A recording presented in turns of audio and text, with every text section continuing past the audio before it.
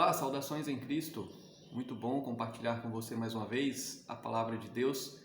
E uma das grandes dificuldades que o cristão tem na sua caminhada cristã é a sua compreensão a respeito do pecado, uma vez que Deus o perdoou de todos os pecados, mas durante a sua vida terrena ele ainda continua pecador.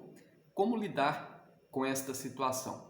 E muitas vezes ouvimos as pessoas falarem algo do tipo: se somos salvos e não perdemos esta salvação em Cristo, então podemos viver pecando e tudo vai ficar certo, não tem nenhum problema com isso. Contudo, esse é um pensamento contrário ao que a palavra de Deus nos diz, porque, por exemplo, o apóstolo Paulo, em Romanos capítulo 6, nos versículos 1 e 2, diz assim: que diremos, pois? Permaneceremos no pecado para que seja a graça mais abundante? E é exatamente esse pensamento que o apóstolo Paulo está combatendo. Nós não podemos viver no pecado pelo fato de que o perdão é garantido.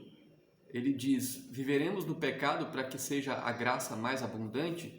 Pecaremos mais para que recebamos mais perdão? E a resposta dele é exatamente uma resposta contrária a esse pensamento, como ele diz: de modo nenhum. Como viveremos ainda no pecado, nós, os que para ele morremos?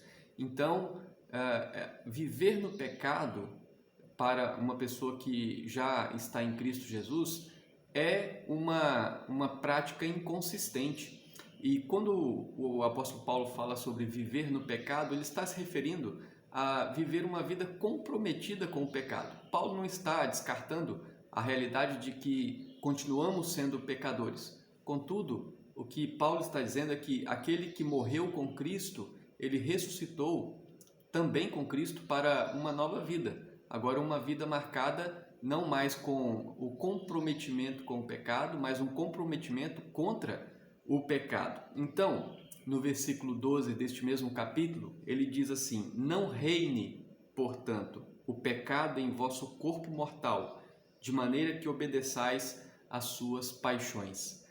A nossa luta como cristãos no mundo, salvos em Cristo, é exatamente essa. A luta contra o pecado.